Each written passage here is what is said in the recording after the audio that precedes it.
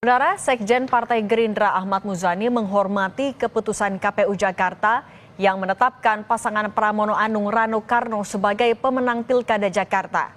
Muzani menghormati hasil rekapitulasi suara KPU Jakarta. Namun Muzani juga mengajak untuk menghormati pihak yang akan berencana melayangkan gugatan. Muzani tak mau berspekulasi soal peluang paslon yang diusung partainya, RK Suswono, menang dalam gugatan. Namun Muzani akan memantau prosesnya. Sebelumnya Komisi Pemilihan Umum Jakarta telah mengumumkan hasil rekapitulasi yang dimenangkan Pramono Anung Rano Karno dengan 2.183.239 suara. Ridwan Kamil Suswono mendapatkan 1.718.160 suara dan Dharma Pongrekun Kunwardana meraih 459.230 suara. Ya, sekarang lagi berproses setahu saya, tapi sekali lagi satu, kami menghargai keputusan KPU karena itu adalah lembaga yang punya kewenangan untuk mengumumkan hasil KPU. Kemudian yang kedua, keputusan paslon untuk mengajukan gugatan tentu saja itu menjadi kewenangan paslon dan tim untuk mengajukan gugatan itu. Silakan saja dan kita menghormati semua karena protokol untuk itu dimungkinkan. Ketua Harian Pemenangan Pramono Anung Rano Karno, Prasetyo Edy Marsudi menanggapi rencana gugatan dari paslon Ridwan Kamil Suswono ke Mahkamah Konstitusi. Meski sengketa hasil pilkada alur penyelesaiannya ke MK, menurut Prasetyo Edy, rencana gugatan tim Rido mengada-ada karena selisih suara Pram Rano dan RK Suswono jauh di atas 1%. Prasetyo menyarankan RK Suswono legowo menerima kekalahannya. Kalau dia memang tidak mau menerima hasil ini, ya silakan aja ke MK. Itu kan alurnya, tetapi jangan dicari-cari. Karena perbandingannya antara 1 dan 3 itu hampir 10%, bos. Dia bagaimana dia mau ke MK gitu. Nomor 1 jangan istilahnya emosional, kalau menang tuh dalam pesta demokrasi biasa. Saya rasa harus legowo lah. Kalau jaraknya 1% monggo. Ini kan jaraknya 9%, Mas. Saya rasa itu aja. Tim pemenangan Ridwan Kamil Suswono hingga sore ini belum memasukkan gugatan sengketa Pilkada Jakarta ke Mahkamah Konstitusi. Mereka berencana memasukkan gugatan ke MK besok. Soal gugatan ini, seberapa solid Kim Plus sebagai pengusung RK Suswono mengajukan gugatan Pilkada Jakarta dan berharap 2 putaran. Seberapa kuat juga bukti yang mereka miliki dan apa yang disasar partai pengusung RK Suswono lewat gugatan ini? Ulasannya kita bahas bersama Dewan Pengarah Rido, Bang Hasbiallah Ilyas dan Direktur Eksekutif Indikator Politik Indonesia, Mas Burhanuddin Muhtadi. Selamat petang semuanya. Assalamualaikum. Saya mau ke Bang Hasbi dulu. Bang Hasbi, Ya, mau mastiin nih, berarti besok kan hari terakhir pendaftaran fix tim Rido bakal mengajukan gugatan? Ya, Mbak Cindy, terima kasih. Selamat sore Mbak Cindy, Mas Burhan. Kita lihat besok, kita yang pertama yaitu kita menerima hasil perhitungan KPU yang kemarin diadakan di Pan Pasifik, seri Pan Pasifik. Kita terima itu semua. Ini memang proses yang memang harus kita lalui. Nah, untuk ke MK, kita lihat besok, hari ini insya Allah kita akan mematangkan seluruhnya yang untuk besok kita akan bawa ke MK. Insya Allah besok. Oke, tapi kalau soal gugatan ke MK ini sebenarnya udah direstuin sama semua partai di Kim Plus belum sih Bang? Ya pasti merestui, kita upaya harus kita lalui. Seluruhnya harus kita lalui, tahapan-tahapan pemilu harus kita lalui, termasuk kalau memang ada ketidakpuasan dari kawan-kawan Kim Plus termasuk yang di dalamnya itu kami yang ada di dalamnya, itu kita akan adukan ke MK karena memang jalurnya memang MK. Artinya maksudnya semuanya sudah satu suara, udah solid buat memang ngajuin ke MK? Satu suara, makanya di waktu pembahasan itu untuk masuk ke MK atau tidaknya itu kita lebih menyerahkan kepada tim hukum kita yang lebih mengerti. Memang bukti-bukti itu dari lapangan, tim lapangan yang mencari bukti-bukti kejanggalan-kejanggalan di dalam Pilgub. Oke, tahan dulu Bang Hasbi, saya mau ke Mas Burhan. Mas Burhan tadi katanya semuanya satu suara sebenarnya Kimplas untuk mengajukan gugatan. Ini pencermatan Anda samakah semuanya solid untuk mengajukan gugatan sebenarnya dari Kimplas?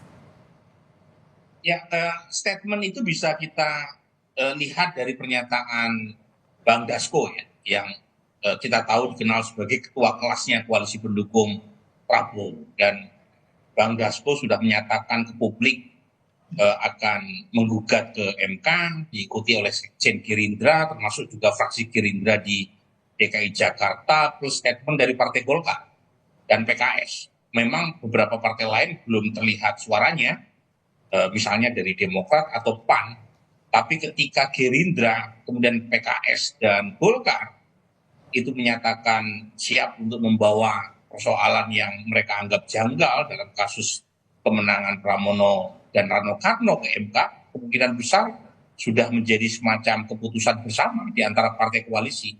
Yang kita tunggu sini itu adalah buktinya. Nah, sejauh ini bukti yang dibawa oleh tim hukum Ridho itu belum cukup meyakinkan. Satu, kasus Pinang Ranti itu sangat meyakinkan ya, tetapi cuma 19 suara. Kemudian beberapa kasus yang dianggap sebagai bukti tidak profesionalnya KPU sehingga muncul tingkat partisipasi yang rendah, itu juga tidak serta-merta bisa kita salahkan ke KPU. Jangan-jangan memang calon yang partai politik gagal untuk memberikan calon yang cukup menarik dan mempesona untuk menarik perhatian warga Jakarta untuk memilih. Jadi yang menjadi PR menurut saya bukan soliditas dari partai untuk membawa ke MK, itu sudah cukup solid. Yang menjadi PR adalah apakah bukti yang dibawa oleh tim hukum Ridho itu lebih terang daripada cahaya. Nah, ini yang kita masih menunggu. Nah, Mas Burhan, kalau misalnya tadi persoalannya bukan di soliditas, tapi kalau yang Anda baca sebenarnya apa yang sedang diupayakan oleh tim Ridho? Kan kalau kita lihat selisihnya juga sebenarnya cukup lebar, tapi masih mau mengupayakan menggunakan hak demokrasinya. Apa yang bisa Anda baca dari upaya ini? Ya, jadi pertama begini, Cindy. Pertama, bahwa partai koalisi pendukung Ridho ngadat itu jelas. Sehingga Pramono Anung yang didukung hanya oleh satu partai parlemen, yaitu PD Perjuangan, bisa menang. Itu kan artinya banyak suara pemilih partai yang secara resmi mendukung Ridho yang bocor ke Pramono. Tetapi dalam soal gugatan ke MK, saya kira dengan pernyataan Bang Dasko, Sekjen Gerindra Ahmad Muzani, kemudian Partai Golkar dan PKS, sepertinya tinggal menunggu waktu. Yang masih menjadi PR adalah soal bukti tadi. Nah, saya melihat sejauh ini mereka masih mengumpulkan bukti, karena yang dilihat sebenarnya bukan soal selisih Ridho 39%, Pramono 50,07%, selisih kurang lebih 10-11%. Iya, selisih sangat lebar. Tapi jangan lupa dalam aturan khusus DKJ Jakarta itu kan ada aturan spesifik, yaitu berkaitan dengan satu putaran atau tidak, yaitu 50% plus 1. Jadi sekarang PR buat tim hukum Ridho adalah memastikan kelebihan suara 50% plus 1 buat Pramono, yaitu 2.925, itu bisa di-challenge atau tidak. Jadi bukan membuktikan perbedaan 10-11%, karena itu jelas sulit, tetapi membuktikan bahwa memang kemenangan itu bisa di-challenge sehingga dibawa ke putaran kedua. Oke, kita tanya ke dulu Mas Burhan. Oke, tahan dulu. Kita tanya dulu ke Bang Hasbi. Bang Hasbi, nah itu untuk men-challenge 0,7%-nya. Bukti yang dimiliki oleh tim Ridho sudah seberapa kuat sebenarnya?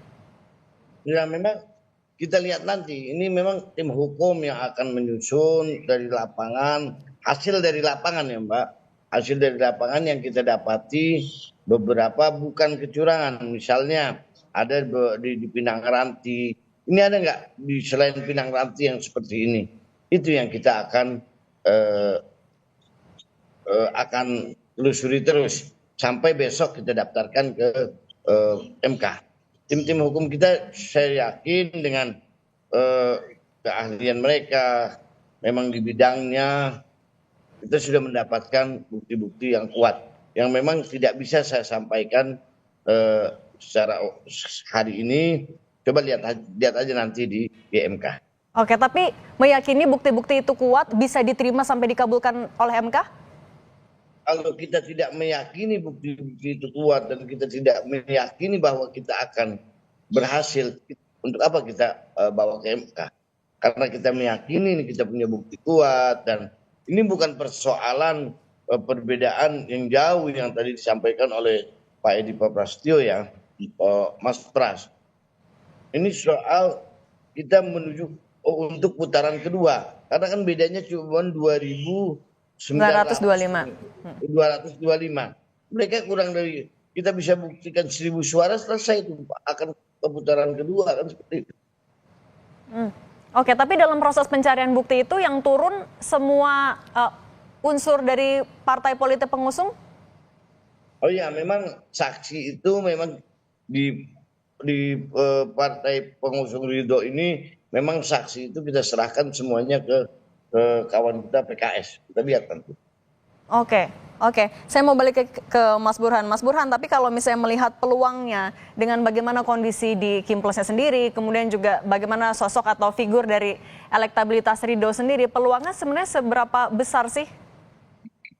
Ya, saya sendiri kan belum tahu ya bukti yang akan dibawa oleh tim Ridho seperti apa. Tetapi yang jelas tidak akan membalik hasil pemilu dalam pengertian Ridwan Kamil kemudian menjadi pemenang, sama sekali tidak. Itu kan perbedaannya 11%, terlalu jauh. Tetapi seperti yang tadi kita bisa tangkap dari Pak Hasbiala, jadi targetnya adalah menyatakan keputusan KPU di mana Pramono itu menang 1 putaran, itu bisa dibatalkan. Mungkin Pramono tetap menang, tetapi kemenangannya di bawah 50%. Itu targetnya tuh, ya. Nah, pertanyaannya adalah bagaimana cara untuk mencapai target dan meyakinkan hakim MK bahwa suara Pramono itu tidak 50% plus 07.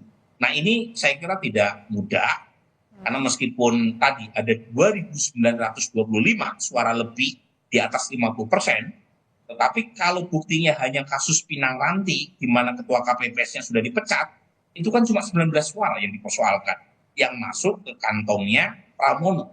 Jadi 19 suara tadi tidak cukup untuk membatalkan kemenangan 1 putaran buat Pramono. Tinggal mencari kasus-kasus lain. Nah, kalau misalnya yang diungkap selama ini adalah undangan pemberitahuan memilih, itu juga lagi-lagi bisa dipersoalkan balik.